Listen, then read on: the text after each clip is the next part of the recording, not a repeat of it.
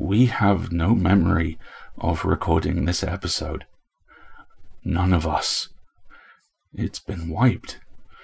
I see TV static when I try and think about it. Be warned.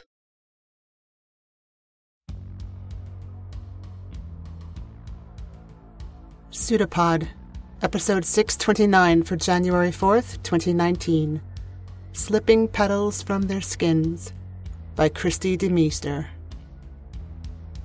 Hey everyone, this is Setsu Uzume, assistant editor and host over at Podcastle, our fantasy fiction podcast. If you've been listening over at Podcastle, then you'll know I've been trying to find a path between worlds for the flying castle to travel, and this week that path spit me out here. Oh well, at least it's pretty this time of year, if I'm quiet. This week's story was written for you by Christy DeMeester. Christy DeMeester is the author of Beneath, a novel published by Word Horde, and the author of Everything That's Underneath, a short fiction collection published by Apex Publications. Her short fiction has appeared in publications such as Ellen Datlow's The Best Horror of the Year Volume 9, Year's Best Weird Fiction Volumes 1, 3, and 5, Black Static, The Dark, Apex Magazine, and several others. Her story, The Room in the Other House, appeared here on PseudoPod as episode 568, and look forward to an original story appearing here later this year. Slipping Petals from Their Skins was originally published in Gamut magazine. This story was inspired by Christy's childhood obsession with Cicely Mary Barker's Flower Fairies books, and imagining that if she ate flowers, she could become one of those fairies. This week's narrator, Nika Harper, is a writer and performer who spends long, solitary nights on the internet because her brain won't shut up. She lives in Los Angeles, California, where she houses her collection of magic wands and an overwhelming stockpile of empty journals. You can check to see if she got any new tattoos recently at thisisnika.com and chat about horror on Twitter at Nika Harper. And now we have a story for you. And we promise you it's true.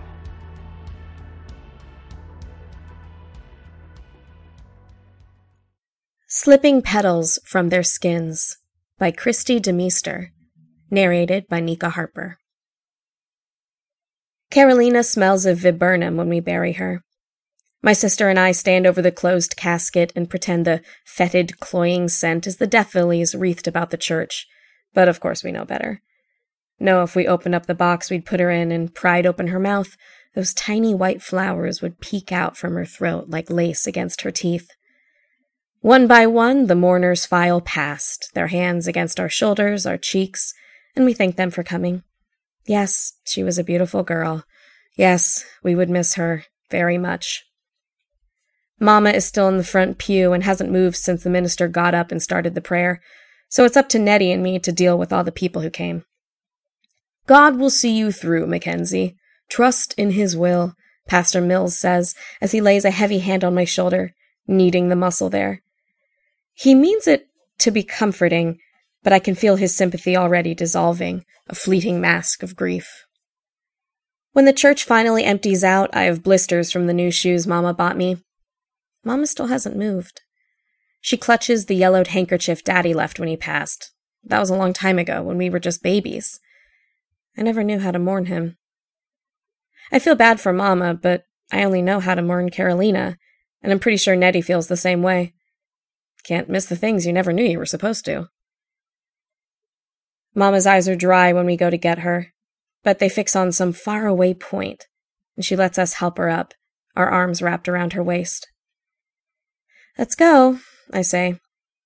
Nettie and I balance Mama between us and leave Carolina behind in her cramped, cold box as we make our way to the cemetery behind the church. In less than an hour, Carolina is in the ground. Nettie and I throw dirt in the hole while the preacher mumbles a prayer, and then the men from the church join together to fill it. A shower of stones keep our sister buried. I want to tell them it won't hold her there, but it won't change anything. Carolina told me.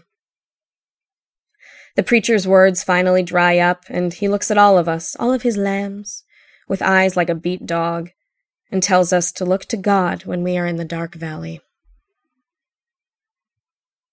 It's dark by the time we get home. the house a smaller shadow among the oak trees planted out front and the deep woods on both sides of the house. Mama goes straight to her bedroom. The lock clicks behind her, and Nettie looks at me. Reckon she knows about Carolina?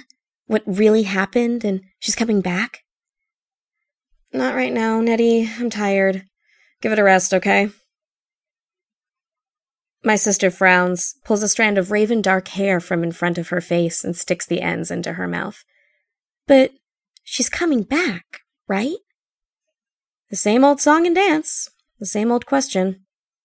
I'm tired of hearing Nettie ask it. Outside, the night air beats against the house with frozen fingers. It settles all around the doors and windows and tries to claw its way inside. It was Carolina who let in whatever was tapping on the pane outside our bedroom. The windows were cracked to let in the July evening air so we wouldn't stifle in our beds. It was Carolina who rose and went to the window and saw the beautiful thing moving through the night. Carolina who heard the voices coming from under the ground and followed them into something we could never understand. 4 months have passed since the first night Carolina changed, and I still don't understand. Not completely. It doesn't matter how it rattles at the windows or shakes the door.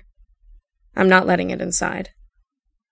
Even if what it brings is something so beautiful, it makes you ache. Leave it alone, Nettie. But why would she— I said leave it alone! I whirl on my sister, my palm itching with the need to crack her across her mulish face, and she scuttles backwards, her eyes all scrunched up. Truth is, I don't know why Carolina did it either. Why she opened the window and breathed in whatever lingered in the air. Why she gobbled up that terrible, beautiful thing until it came leaking out of her in sweetly scented petals and green vines. At first, it didn't hurt her. She plucked the profusion of stems and petals from her skin and left them scattered around the house or bunched in vases. Daisies and tulips the color of early spring on the kitchen table, or a single pansy tucked into her hair. Mama never questioned where they came from, and Carolina never let Mama see what was happening to her, and we all giggled whenever Carolina showed us the newest blooming. 3 sisters hiding a secret. She started bleeding in late November. Slick crimson and algae-covered liquid dribbled from her lips when she tried to speak, and there were mornings she couldn't move. It's sucking everything out of me, making room for something else, she said, and I held her hand while she looked up at me with eyes glittering with fever.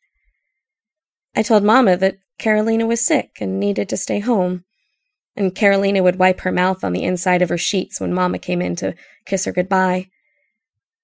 2 weeks later, she was gone. Nettie doesn't talk to me for the rest of the night, and Mama doesn't come out of her room. Every now and then I can hear her breath hitching, a slight choking sound, and then everything falls quiet again. 4 times I walk to her door, put my hand on the doorknob, and then take it off. I could go inside and lie to her, tell her everything is going to be okay, tell her Carolina is in a better place. But the lies sit bitter on my tongue, and I gulp air and hold it inside of me until I see pinpricks of light dancing at the edges of my vision. Mama didn't want everyone coming over to the house after the funeral, bringing casseroles and funeral grits by the pound, so I made a dinner out of a couple American cheese slices and some pickle chips I find in the refrigerator. Nettie has retreated to our bedroom. I'm not sure if she's eaten or not, but she's 12 years old now and can figure that out for her own damn self. Carolina was the one who would cook for us on nights when Mama was working late or didn't want to sit down at the kitchen table and pretend she understood us. 17 and already talented in the kitchen, Carolina had a way of making whatever we had in the pantry match up just right with whatever meat or vegetable was in the fridge, and we wolfed down her meals while they were still too hot and scalded our tongues.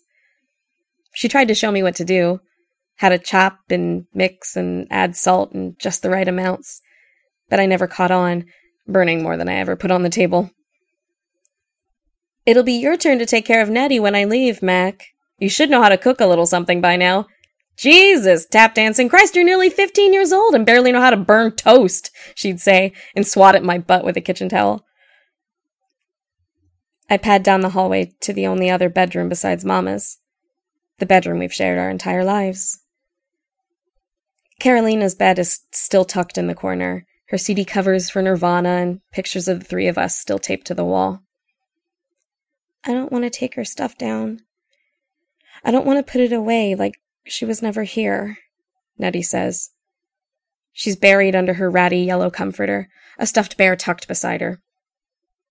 I pick my way across our bedroom, stepping over piles of clothes and scattered magazines, and sit on her mattress.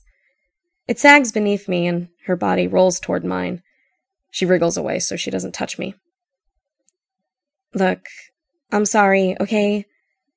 I don't want to take her stuff down either. It would be weird. She doesn't move from under the blanket, and her voice sounds all hollowed out, like she's talking to me from some deep, underground space. You think it'll be tonight? That she'll come back tonight? It isn't too soon, right? You don't think it's too soon? I don't want to turn and look at the window, at the slatted dark pouring through the blinds, but I do. There's nothing there. I'm not sure if I'm relieved or disappointed. Maybe a little bit of both. I don't know, I tell Nettie, because I'm not sure what's going to happen next. The night before her body went cold, Carolina crept into my bed and spooned herself against my back. Her skin was hot, burning with fever, and her breath smelled of metal and something decayed. It takes a while to become something beautiful. Time and cold, cold earth. I turned to face her, and even in the dark, I could make out the purpled circles under her eyes. What if you don't come back? I asked her, and she kissed my forehead. You'll see. Be sure to leave the window open. Promise me, she said, and extended her pinky. I wrapped my own around it and promised her, promised my sister I would help when she came back. The next morning she was gone. A violet, all dusk and cream, poked out of the center of her chest.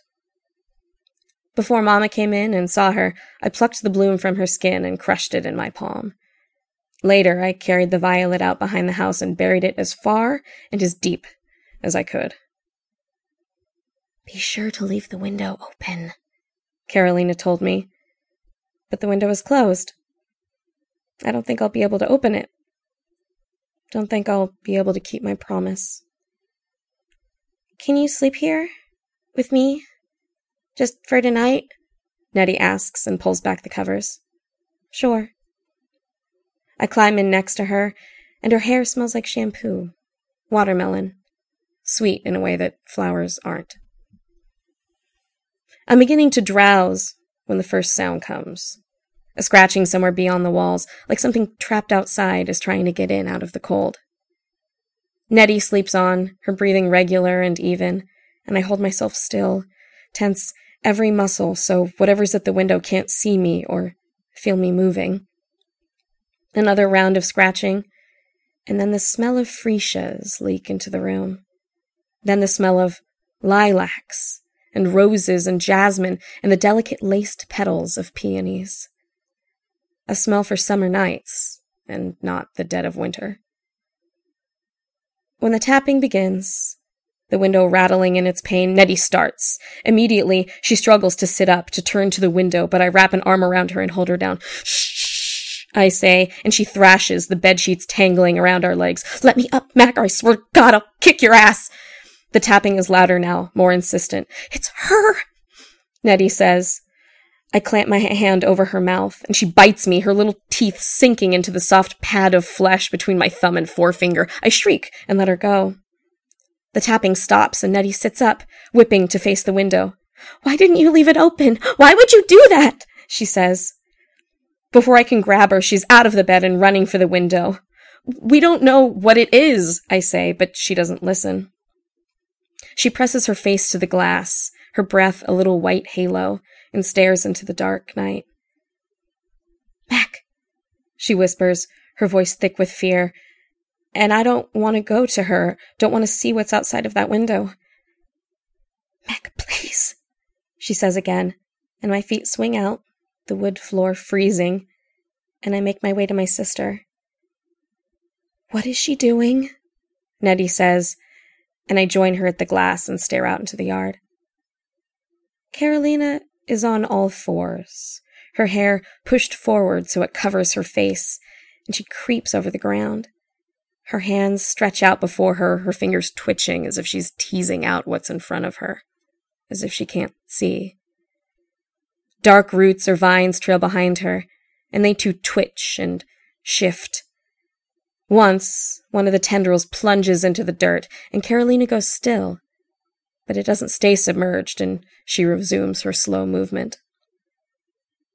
Nettie lifts her hand and brings it to the window as if she's going to knock. My heart jumps into my throat, but she only presses her palm against the glass. Her other hand reaches for mine, so I wrap my fingers through hers, and together we watch our sister creep through the yard. She never looks up at us, but I think she knows we are there. A couple of times she lifts her head in our direction, and Nettie goes stiff against me, but then she swivels back to the dirt, and it's like all the air has been sucked out of the room, and what's left is the smell of flowers. We stand in front of the window until the sky turns early morning gray. When the first light hits her, Carolina crawls into the trees, and the fallen leaves and the pine straw swallow her up. I want to call to her, to tell her to come back, that I'll open the window, but Nettie's hand is still in mine, and I bite down on everything I think I want to say. Come on, we have to get ready for school, I say, and Nettie walks out of the room without looking back. Mama doesn't come out of her room while I pour the bowls of cereal. We both pretend to eat, moving the soggy flakes around in the chipped porcelain dishes, and then dump what's left in the garbage. When Nettie's bus pulls up, gravel and dust flying, she trudges towards it. Before she gets on, she looks back at me, and just for a second, her eyes look like Carolina's. And then the doors close and the bus pulls away. My own bus is late, and I make my way to the back and sit with my hood up, watching the landscape bleed past me. I fall asleep in first period. Ms. Volman's playing an audiobook for us like she does every day and sitting her lazy ass behind her computer while she types away at some shitty poem she's writing. Sometimes I wonder how she got this job. I dream of ranunculus, of verbena, of creeping phlox and lily of the valley. Dream of Carolina guiding my hand over the identification book she found in the library, the strange syllables heavy on my tongue as we memorize the things growing from her skin. The air poisoned with the sweet, heady smell of her hair and breath, and she lifts her shirt to show me the place where the thorns have come through, the dried blood flecking against pale flesh. There's blood in her mouth, but she is still talking to me, crimson gore against her teeth as she smiles and tells me it's so much nicer under the ground. I wake up when the bell rings with a cold fear in my belly. Drool pools under my cheek and I wipe my face, gather my books, and hurry to second period. I don't fall asleep again. I'm the first one to get home, so I let myself in with the key I keep in my purse. Mama? I call out to the quiet house. She doesn't answer me. One by one, I tiptoe through the rooms, hold my breath each time I put my foot down, but each room is empty, and the dust sneaks past my lips and into my lungs. I pause outside of her bedroom and press my ear to the door. At first, there is no sound, but then I hear it, the slight hitching of her breath. She's crying again. I think of knocking and going in and wrapping my arms around her, but I'm not sure how I would do it. So I head back into the kitchen, pour myself a glass of milk, and carry it into the living room. When Nettie comes home, she drops the backpack by the door and heads straight to the kitchen. There's the sound of a cabinet opening and closing, the rush of water running from the tap, and she goes out of the kitchen and hurries past without a backwards glance. She's by the window fiddling with the latch when I go into the bedroom. "What are you doing?" I ask her, and she jumps, turns from the window with guilt smeared across her face. "Nothing," she says, but angles her body away from me so I can't see what she's hidden in her hands. She fights me when I grab at her hands and force them open, but eventually she sags, lets her arms drop to her sides, and what she's holding clatters to the floor. A bottle of water and a small, thin saucer. Nettie looks away. "What are you doing?" I ask. "I thought if she was thirsty, she would come to the window." "Nettie, you can't do this. We don't know what we saw last night. We were tired. A lot of shit's happened. I know what I saw, and so do you. Did you dream about her today, Mac? Did you dream about her like I did? Because I bet you did. I bet she came to you, too. It doesn't matter if I did or I didn't. We don't know what it is we would be inviting in. Carolina didn't know, and it messed everything up, Nettie, and now she's dead, and everything's fucked, and Mom won't come out of her room. We can't let it in. Even if we think it's her. We can't." "You told her you wouldn't leave her. You promised," Nettie says.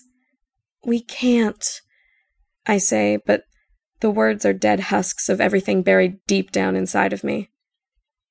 Nettie frowns and bends to grab the saucer. She stands and flings it against the far wall where it shatters. "Go to hell, Mac," she says, and runs out of the room. The front door slams, and I know I won't see Nettie for the rest of the afternoon. She'll come home when it's dark. Until then, I'm stuck in this house with the artifacts of my sister's life and a mother who's forgotten how to exist. I stand in front of Carolina's bed and trace my fingertips over her lilac-covered quilt. She used to joke that one morning she would wake up and I wouldn't be able to tell where the petals left off and the quilt began. Nothing more than bone ground down to something lovely and fragrant. Her dirty laundry is still piled on the floor, her boots still at the foot of her bed, and the laces unraveled and spilling over the fake worn leather. For a moment, I can see her sitting on the edge of the bed, bending over to lace them up, her face bright and smiling. As quickly as the vision comes, it's gone, and I'm alone in the room.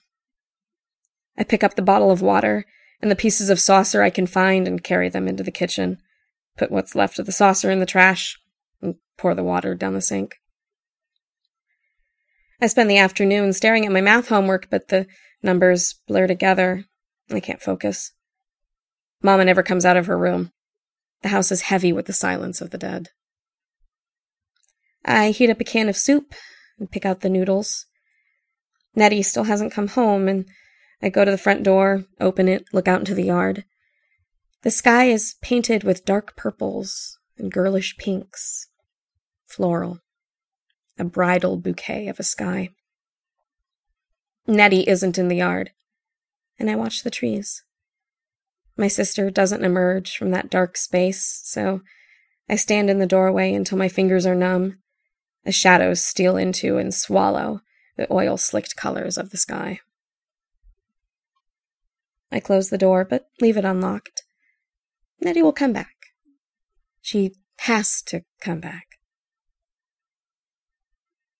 I've only just closed my eyes when I hear the front door open. I sit up and wait for Nettie to come into the room, but other than the door opening, there are no other sounds. No shuffling footsteps coming down the hallway. Nothing. "Nettie?" I call out into the void, but no response comes back. My mouth floods with the taste of something sour, and my heart beats panic against my chest. I walk slowly, past Mama's still-closed door, like the door to a tomb. Behind the wood, I wonder if Mama has stopped breathing, if her body has gone cold, too. I pass the empty kitchen and turn to face the living room. Nettie isn't there, but the curtains are thrown open and moonlight paints the entire room in silver. The couch and the end tables are lit up and glittering. The front door is closed. Whatever I heard steal into the house isn't there. Not anymore. I move to the window and lean my forehead against the glass. Out in the yard, two shapes come together and then apart. Vague outlines of two sisters, one whispering into the other's ear. Nettie. Carolina. Nettie sees me first. Her mouth lifts into a smile and she brings her fingers to her lips. Carolina sits behind Nettie, her knees dampened with dew and earth, and she braids Nettie's hair. Her fingers twitch like spiders through the strands, gardenias flowing from her arms, her chest, and she places them in Nettie's hair, weaves her a night crown filled with white petals and sweet perfume. They open their mouths, perfect round O's that circle pearled teeth, but I cannot hear them, cannot hear the words they pass between them, and my heart aches with everything I've lost. I reach out to touch their skin, their hair, but there's only cold glass under my fingers. I pull my lips back from my teeth. I scream. Nettie doesn't look at me again. Carolina never turns to face the window. Mama doesn't come out of her room. I am alone in this house, and the weight of it presses down, the scent of cherry blossoms thick in the air, and I think I'm drowning inside of it. I lie down on the floor, close my eyes, and wait for the sound of footsteps against the porch. Wait for the sound of the door opening. But it never comes. I count the space between my breaths and force my palms flat. I think again of Carolina, the July night when she first showed me the flowers, how we marveled at the thing that she had become. But I had been afraid, too afraid to follow her into the cold earth. I'm still afraid, I say, and I settle. I wait. The entire world is coming undone, everything shifting like gravel beneath my feet, and I flail, my hands beating against the thing shaking me. It's just me, Mac. It's okay. It's just me. Nettie kneels above me, her hair tangled and knotted with leaves and dead flowers. The room seems to expand and then contract in and out. I try to breathe, but my lungs feel raw, as if I spent a night gasping the frozen air. What did you do? Nettie presses her cheek to mine. Her skin is warm and flushed, and I catch the faintest trace of wisteria. I grab her wrist and wrench away so I can see her face. What did you do? She tugs at the collar of her shirt, pulls it away so I can see the faint purple impressions against her skin. I thought it would hurt, but it didn't. Not even a little bit. And once it's there, blooming inside you, everything lights up. Everything is so beautiful. We could all be together again, the way it's supposed to be, Nettie says, and I tuck my knees to my chest. Mom is dead, you know. Swallowed a big bottle of pills. Not sure what they were, but Carolina told me. You're wrong. I'm not. When was the last time you heard her in there? Moving around or crying or anything at all? In the room down the hallway, Mama doesn't make a sound. I picture her on the bed, cocooned in blankets, her eyes still fixed on that point I'll never see. I don't want to go in there, not even to check and see if Nettie's right. Nettie stands before me, her skin swirled and dotted with flora, like a seed buried under the ground, rupturing from spring earth. My sisters, blooming. Carolina was able to keep the flowers hidden from everyone but Nettie and me. Wore long sleeves and pants and got dressed right after she took a shower. Even when she died, there was only that one violet I stole from her.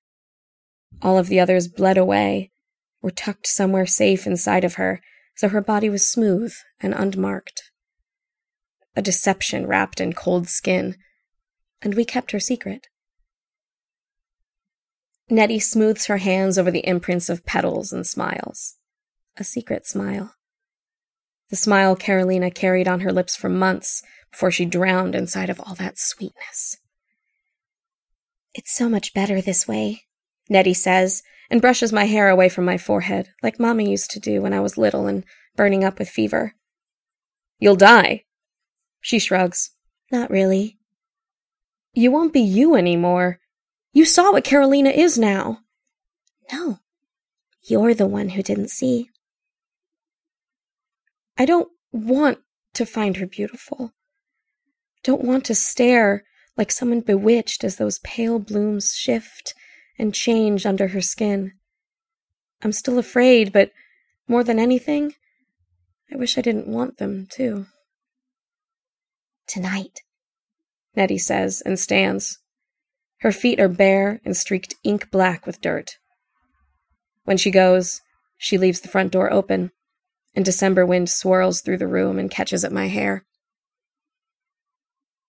I don't go to school the next day. Spend the morning and the early afternoon in the hallway, my lips pressed against Mama's door, trying to work up the courage to call out for her or open the door or any goddamn thing other than standing there.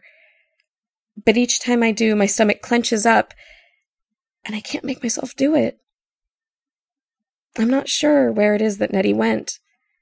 I searched the yard for her, shouted her name into the dark spaces hidden in the forest, but nothing answered me. So I went back into the house and go into our bedroom and lie down on Carolina's bed.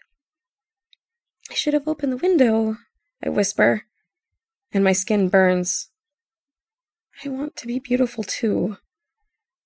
I don't want to be the only one left behind. Carolina never knew where the thing that changed her came from, if it was an angel or a demon or something else. She didn't have a reason for why all those terrible, beautiful things found their way inside of her, other than she was the one to open the window. "Aren't you afraid?" I asked her the night it happened for the first time. "No, of course not." "What if it's something bad?" "I don't care. How can something so beautiful be bad?" I was afraid for her, fearful of the lovely things hiding under her skin, those feather-light petals pushing through to make her something else, something other. And I was angry for a while. Hid her favorite t-shirt and took her toothbrush and swiped it across the toilet seat. Angry because she'd been chosen instead of me, but then she started choking up blood. I wait for the light to fail, for shadows to slip through the room, and I force myself up, force myself to move, to do anything other than lie there and wait for something to happen. The front door is open again, and I pause at the threshold, look back at Mama's room, and then move out into the moonlight. Carolina and Nettie stand in the middle of the yard. Winding vines grown lush in the winter air, and petals of sunshine, blush, violet, and cream twisting over and boring into bare skin.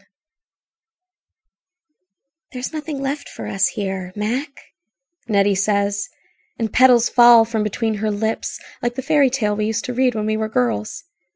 "Nothing," Carolina says, and her voice is oil slick, the voice of something broken free from meat and bone, full of light and sweet smells. My sisters smile, and their eyes are luminous, deep and dark as the night sky, and I feel myself leaning toward them. "Stay here, with me," I say.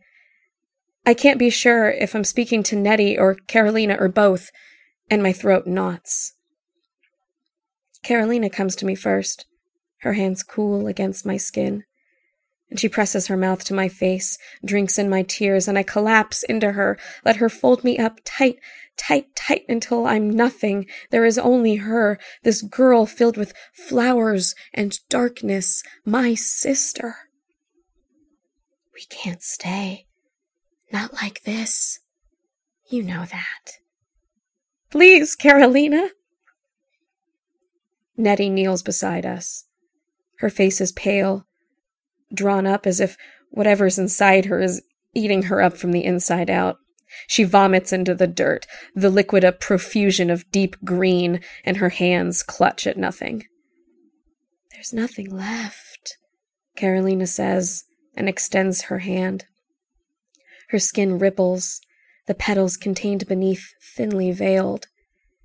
And I want to open my mouth, but everything stays frozen while Carolina holds me and Nettie retches in the dirt. For so long, we've been second, drifting and wondering when something would come along to take away everything that fell apart. A dead daddy and a mama who looks at her 3 girls and sees only what she's lost. So much she lets them go, Carolina says, and Nettie lifts her head and wipes at lips gone crystalline. "It's only us. Always us," Nettie says. "And now?" I ask, but I don't want Carolina to answer. It's better not to think, to vanish inside the dream. "And now," Carolina says, and presses her lips to mine. "Say yes, sister. It will always be us. Growing strong." Nettie puts her arms around me, and we sit there, together, crumpled against the ground like used-up things that have been tossed away. And there is only us, only this unspoken need moving through me like water or fire, and I'm opening my mouth. I'm opening my mouth. And Carolina breathes into me, honey sweet, bees buzzing and warm spring air damp against my skin, sisters bound together by flesh and petals. I open my eyes. Everything bright. Everything beautiful.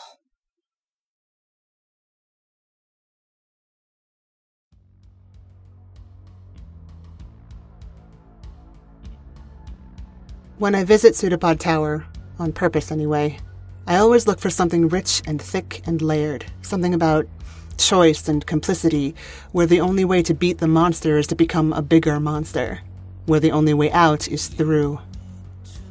I could say something about standing by your family come hell or high water, or about the bloom of womanhood, or about scent and memory, or how great beauty is purchased with the blood of innocence, or comment on the way we cannibalize each other to chase some abstract idea, and the way that chase, or its refusal, buries our sanity. The garden and the house carry their own dangers, and you know all that. Carolina happened to open a window like a reverse Pandora, and I'm left wondering what became of the sisters, what they'll look like in other stories. Until then, the breeze blows, and leaves rustle their uncertain whispers.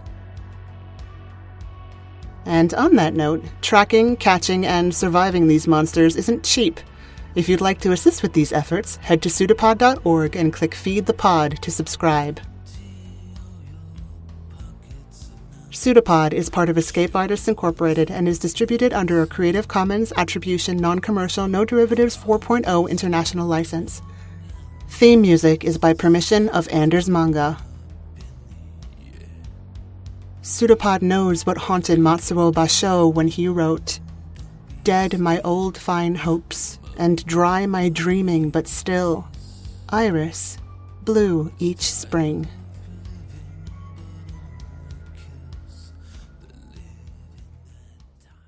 It's a pseudopod. It's a big foot. It's all about podcasts these days.